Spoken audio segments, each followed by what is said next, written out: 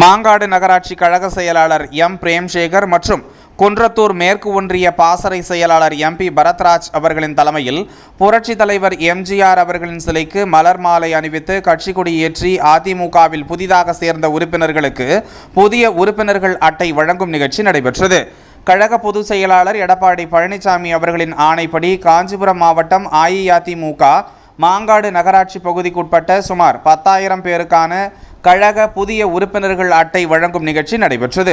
இந்த நிகழ்ச்சியில் மாவட்ட கழக செயலாளர் முன்னாள் அமைச்சர் வி சோமசுந்தரம் அவர்களும், கழக அமைப்பு செயலாளர் வாலாஜாபாத் பா கணேசன் எக்ஸ் எம்எல்ஏ அவர்களும், குன்றத்தூர் ஒன்றிய கழக செயலாளர் Madanandapuram K Palani ex MLA அவர்களும், காஞ்சிபுரம் மாவட்ட துணை செயலாளர் எஸ்.எம். சுந்தரராஜன் ஆகியோர் நிகழ்ச்சியில் கலந்து கொண்டு அஇஅதிமுக உறுப்பினர் அட்டைகளை கட்சியின் வார்டு கழக செயலாளரிடம் வழங்கினார்கள்.